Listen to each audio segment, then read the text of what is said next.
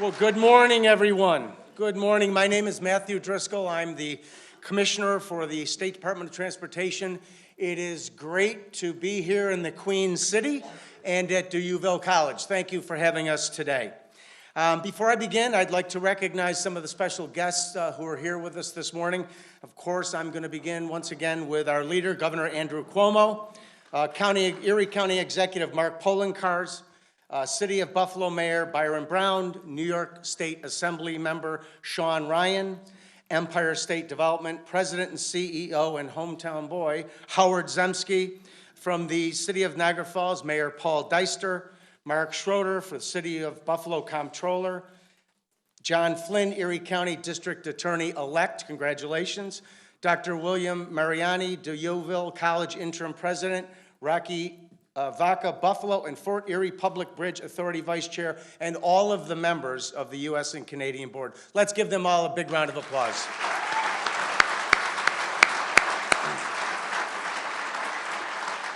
So we're here this morning to celebrate really what is yet another milestone in New York State's mission, and really under the leadership of Governor Cuomo to build a better Buffalo. So we're here to talk about what's been completed, and of course, doing so, I'd like to at least take a step back, because I think it's important that we recognize the history that got us here to today.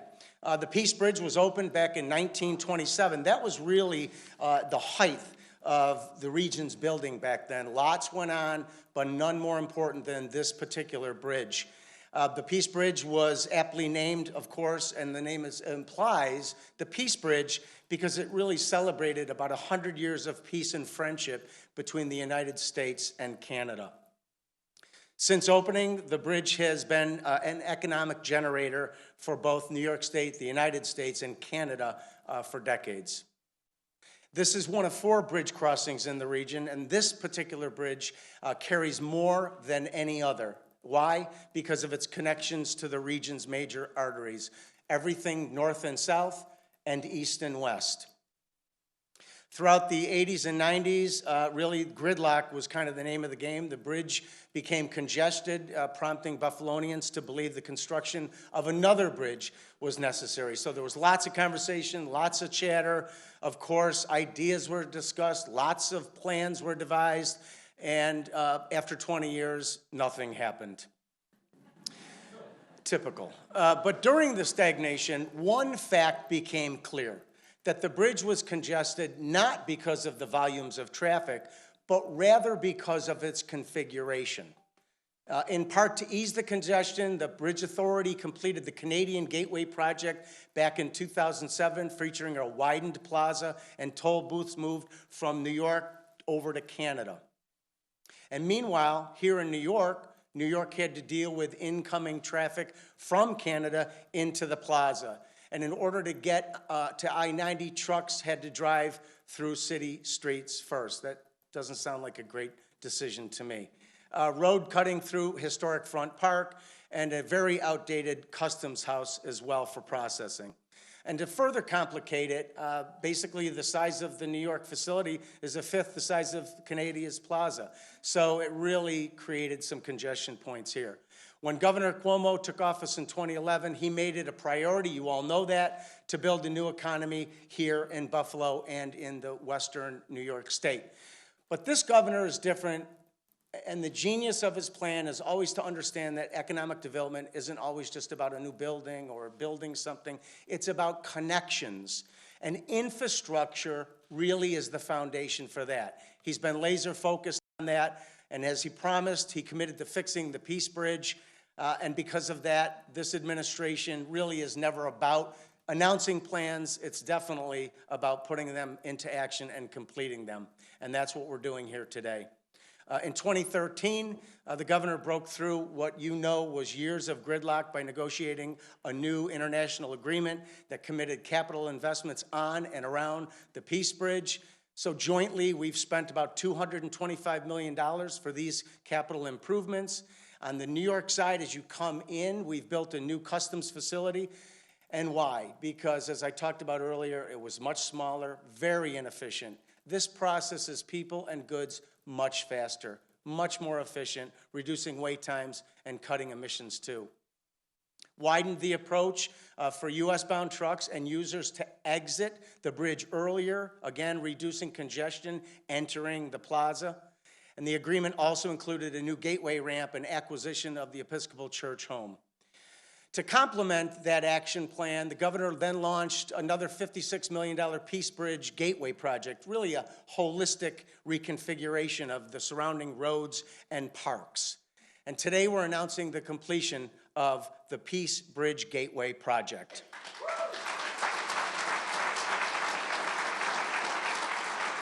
So here's what we've done. We built a new connection ramp to carry traffic exiting that Peace Bridge Plaza to I-90 northbound.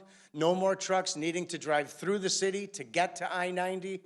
We also reconstructed the Porter Avenue Bridge, which now includes a 10-foot wide pedestrian lane to connect both Front and LaSalle Parks with walking paths as well, and making it a lot safer for people. We removed, yes, give that a big round of applause. It's not always just about cars and trucks. It's about people, too. We removed Bear Drive to restore 4 acres of parkland, aligning once again with the great Frederick Law Olmsted's original vision. And the removal of Bear Drive also paved the way for a construction of a new ramp carrying traffic from Porter Ave directly into the plaza area. And it allows us to construct a new roundabout, which really improves traffic flow, enhances safety, mobility, much more efficient than what was there before. But you all know that we live in a day and age when we always have to be thinking about safety and security. It's just the way it is. And of course, these global threats require greater security at all of our transit hubs, attractions, and our borders also. And that's what we're doing here as well. We're installing new security fencing along the southern border of the Peace Bridge Plaza and a state-of-the-art warning and messaging system along the entrance ramp too. And finally, now that the project's complete, the Shoreline Path Trail will soon open. It also will feature a new pedestrian bridge with really tremendous views of the lake and the river. You know, what I talked about earlier about getting it, understanding that economic development is about connections, it's about that foundation for the future, it's about making sure infrastructure is in place so you can grow a region, so you can make things happen. That's what this governor's been doing, whether it's at LaGuardia Airport, whether it's at the new Tappan Zee Bridge, and certainly right here in the reimagined Peace Bridge Plaza, right here in Buffalo. How about a round of applause? So I want to invite at this point to the microphone the County Executive, Mark Poloncarz.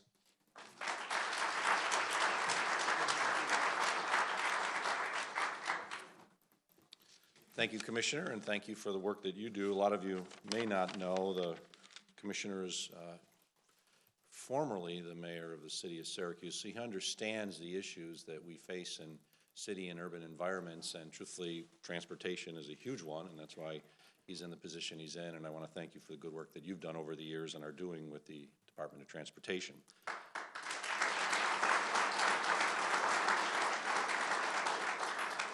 Thank you to Duville College for opening your doors and the work that you do, training individuals for the jobs of tomorrow. We do have a tremendous education system here in Western New York, and Duville is one of the great success stories, so thank you, Duville.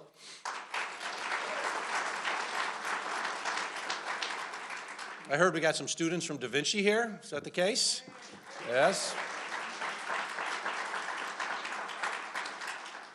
So thank you for being here today, and this is another example of the great work that we're doing together under the leadership of our governor to create a better community for all. We all know about the success stories, the new businesses coming here.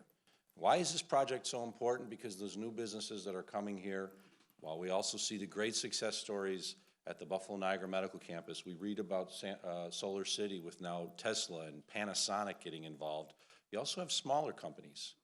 2, in fact, were announced last week. 2 Canadian companies are opening up their United States operations here in Erie County.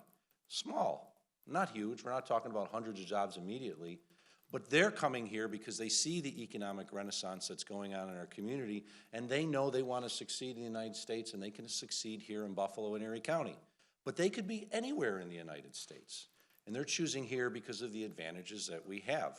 And to make those advantages as successful as they are, we need to continue to invest in infrastructure, in transportation, to ensure that flow of traffic between the United States and Canada continues, as it has in the past, but is even better.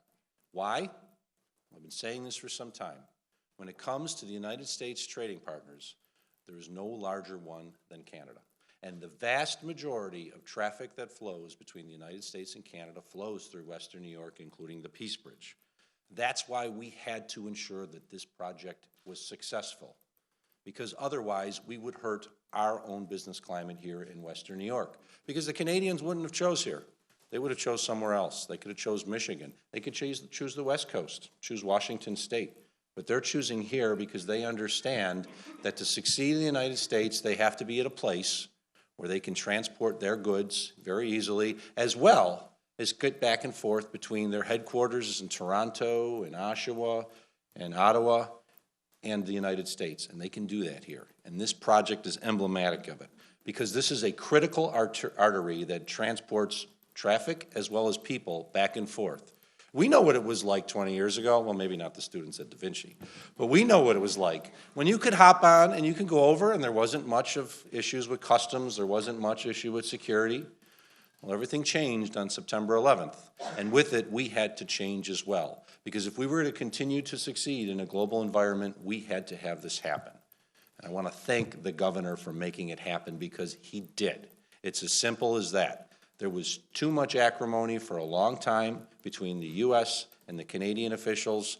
He, in 2013, made it happen, and that's why we're here today. So thank you, Governor Cuomo, for doing that.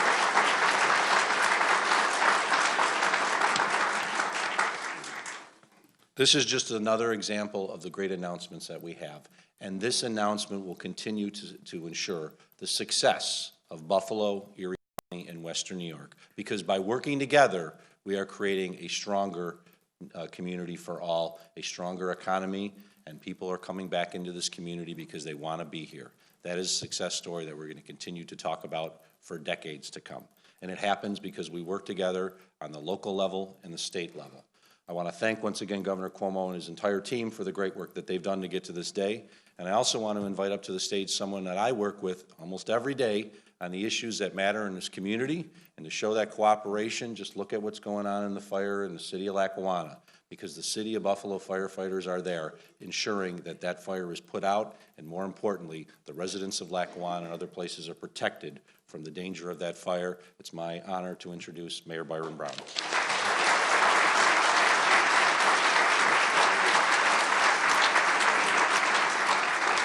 Thank you. Thank you very much, County Executive Mark Polenkars. Thank you for your effective work and your great partnership in government. The governor likes to call the county executive and I the Batman and Robin of government, and today we are both Batman. It's great to be here at DeUville College, one of the great institutions of higher learning in our community. A number of introductions have been made, but I want to just take a moment to introduce Niagara District Council Member David Rivera, the majority leader of the City Council and the council member for this area of the City of Buffalo. Now, as you heard, since 2011, Governor Cuomo has been incredibly focused on Buffalo and Western New York. He saw our potential, he knew what we were capable of, and now Buffalo and the greater Western New York region is thriving. Governor Cuomo reached out, invested in our city and region, and helped revitalize Buffalo, helping us further improve the infrastructure and attract younger generations to our city. The results can be seen all around us. The Outer Harbor, Canal Side, bustling colleges and universities, including DeUville College, and a thriving business community. Working together, Governor Cuomo is helping us contribute to push forward by bringing sustainable business models to the region and providing opportunities for innovation and growth. But without proper infrastructure, none of that can happen. The Peace Bridge is an essential international crossing that is a critical driver of the Buffalo economy, and the improvements that have been made over the past few years are symbolic of Buffalo's new get-it-done attitude and actually make a huge difference in getting people on and off the bridge in a faster, more efficient way. Today's announcement dramatically complements my administration's significant investments in roads and parks in this area, working with the City Council to enhance Buffalo's West Side. With our partnership with Governor Cuomo and several state agencies, the City of Buffalo is investing another more than $34 million on Niagara Street and parks and neighborhoods in this area. So let's give our governor another round of applause for that.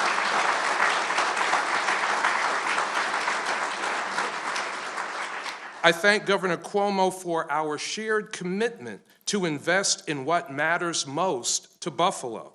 He has helped make Buffalo's renaissance a reality and brought back a sense of hope, opportunity, and optimism that continues to grow with every milestone that we reach in this community. As a result, we are moving the economy forward and generating opportunity and prosperity for all people. Now, please join me in welcoming a great friend and the greatest governor in the United States of America, Governor Andrew Cuomo.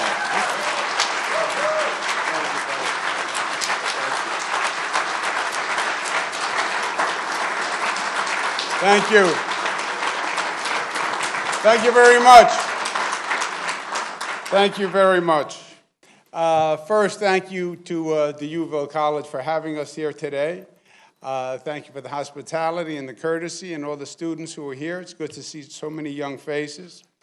My comments today will be take into consideration the number of young faces, and I'll give you some of the editorial comments as we go through today. To the mayor and to the county executive and to Commissioner Matt Driscoll, who was the mayor of Syracuse. If you notice, county executive pointed that out because the mayors, county executives, local government, they are on the front lines and they actually have to get things done. What they don't say is those people at the state level or the federal level, they can be slow and bureaucratic, but the real things happen on the local level. And it's true. And in the county executive and in Mayor Brown, you have two phenomenal elected officials who make things happen. They get it done on time, they get it done right. And that is all the difference. Making government work, making government work. Government is not conceptual. It's not abstract. It's practical. It's real. Why are people frustrated? Because they're not seeing enough progress. Make progress. That's what the mayor and the county executive are doing. Give them a big round of applause.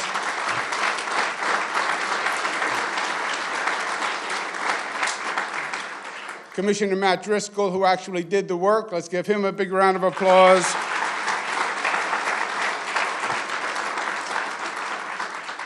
We have Mayor Deister, who is the same counterpart in Niagara Falls. He's doing great. Great to be with you, Mayor.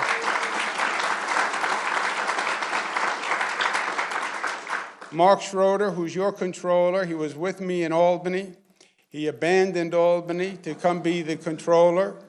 I know it's because he loved Buffalo and he wanted to get home. A little bit, I think he wanted to get away from me, but that's okay. He's doing a great job as controller, Mark Schroeder.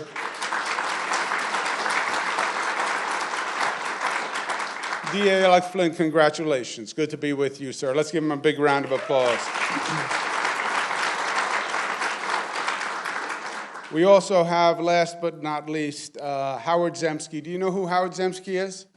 Howard Zemsky is the head of economic development, but he's a very particular fellow.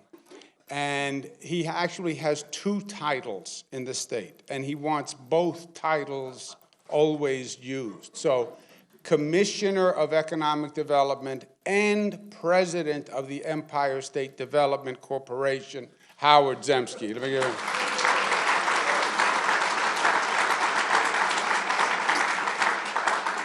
Some people are like that, you know, people with titles. They want the title just the way it is. He has 2 titles. I was at an event with him last week. I didn't mention the 2 titles. Right away, I got this whole body language thing. You know who's like that? Don't tell him I said it. You know Assemblyman Joe Morelli from Rochester? He is also very title specific. His title is Assembly Majority Leader. I get all these titles jumbled up, so I got up at an event and I called him Deputy Majority Leader. 1 month, the man would not talk to me. 1 month. You would think I called him the devil. Howard Zemsky, the man with 2 titles, is working with the mayor and the county executive on phase 2 of the Buffalo Revitalization Plan. Let's call the Buffalo Billion Plan, the original plan 4 years ago, the first phase. And he's now working on the second phase, which is going to be submitted by mid-December. And if it's good, then we're going to work to fund it. So the second phase of the Buffalo Billion Plan. And the Buffalo Billion Plan is basically an urban development, community development plan. It was tough because the problems in Buffalo were so entrenched for so long. But that's what the plan is, and he's going to be redoing that plan. And today, there are 2 very important lessons that we learned going through this process, and which I'm sure are going to be reflected in that plan. Peace Bridge makes a very important point. Get it done. Get it done. You want to make progress? You want to get somewhere? Move your feet. That is the first step. That is step 1. Make a decision and act. Well, making a decision is hard. What happens if I don't make the right decision? If you don't make a decision, inaction is inaction. Inaction is an action to stay exactly where you are. You think you're not deciding, so you're free from risk. No. You actually took a very big risk because you decided to make no decision. And therefore, you voted for the status quo, and you are staying exactly where you are.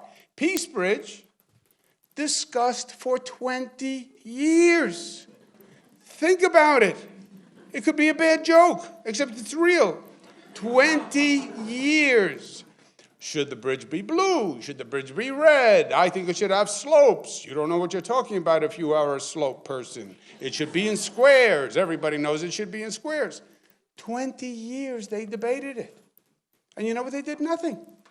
Debate, debate, debate, and they did absolutely nothing. They never made a decision. No, you did make a decision.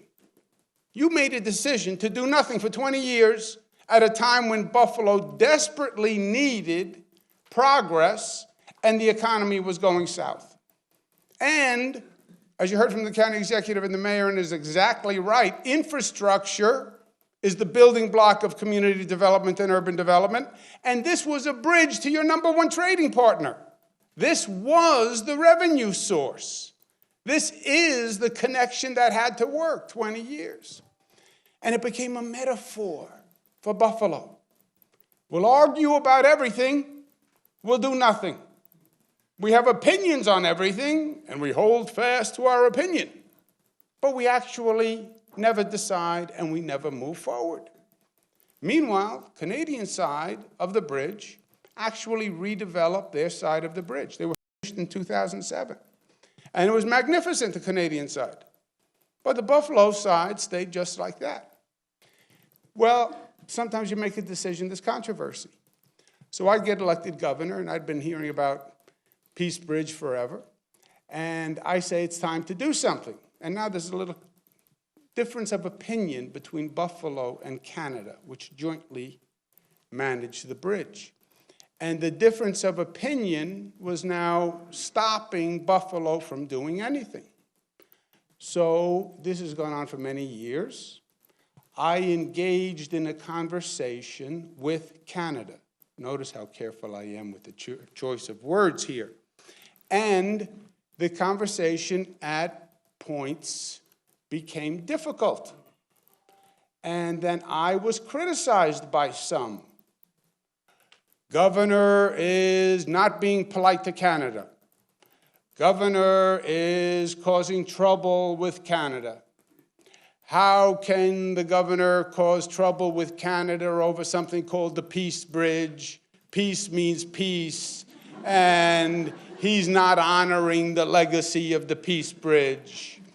Why doesn't he just be nice and leave Canada alone, and because peace is nice and we love peace?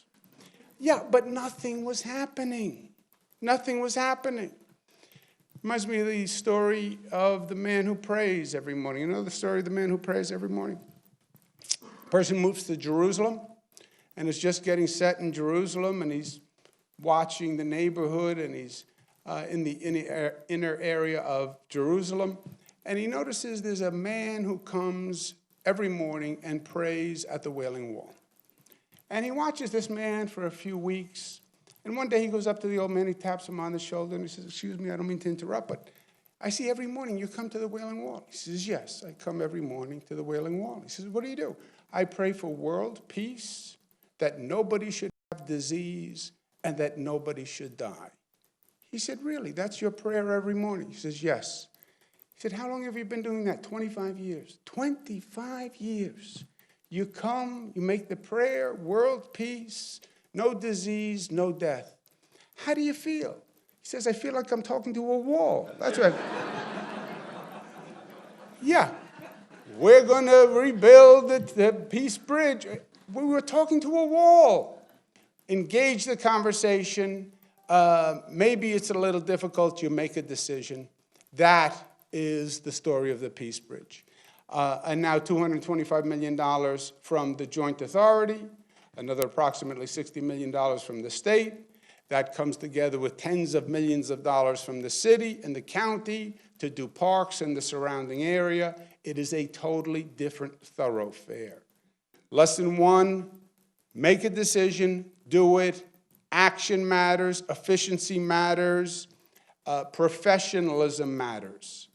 Don't skirt an issue because it's hard. Don't skirt an issue because you're going to be criticized.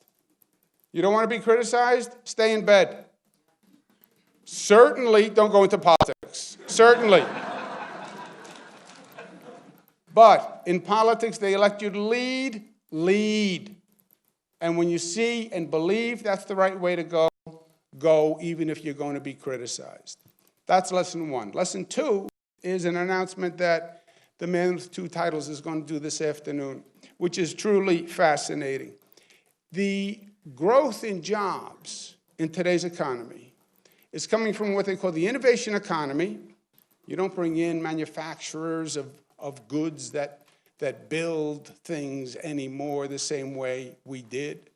It was one of the topics you heard in the last presidential debate, but it's true. We gave away a lot of the manufacturing jobs, and we're adapting our economy now. We haven't fully adapted it, and the transition is hurting people. But it's the innovation economy. It's bringing in new entrepreneurs, new startup businesses that grow out of academia and then become commercialized. And the places that do it best in the nation are the places that cluster a specialized economy, and then there is a synergy of those businesses in that economy. Like what? Like Silicon Valley, which organically developed around universities, but it became the place to be if you want to be in the tech industry, et cetera, Silicon Valley. Before Silicon Valley was the Research Triangle in North Carolina. And it developed on its own, almost, as the place to be if you were in that business. Those are the economies that are developing around the country now. Specialized cluster economies. In Buffalo, we are developing a medical research commercialization cluster economy, and it is now building on itself. That Buffalo Niagara Medical Campus, more startup ventures than any place in the state of New York. Birthing from the facility, the university, but then taking those ideas they birthed and commercializing them into businesses on the same grounds. The part of the Buffalo Billion Plan was to run a competition called 43 North, which brought all these entrepreneurs to Buffalo. One of them was a company called Circuit Clinical. They came to compete in 43 North. They didn't even win the competition, but they saw Buffalo and they liked it so much and they were so intrigued by this innovation economy that they stayed. They formed a startup company. Today, another startup venture, a genome center, is going to invest in them, create 100 jobs. That is how the economy is working today. And Buffalo, which was all about the economy of yesterday, is now about the economy of tomorrow. And that is a beautiful, beautiful thing to see. The next phase has to build on those principles. Get it done, take a risk, don't be afraid to make a decision. Your future is in the innovation economy, the jobs of tomorrow coming out of research facilities and academic facilities like the superb ones we have right here in Buffalo. Those are not just two important lessons for community development and planning. They also work pretty well in life. First lesson, you have a dream, you have a vision, do it. Do it. Have the confidence to pursue it. Second point, educate yourself. This is a specialized economy.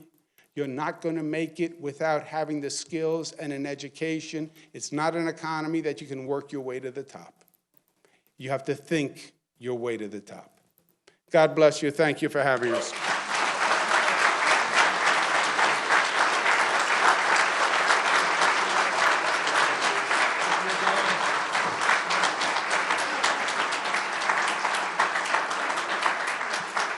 Ladies and gentlemen, thank you so much for being with us today and for giving us this opportunity. New York State leading the way again. Please give Governor Cuomo one more big round of applause for leading the way.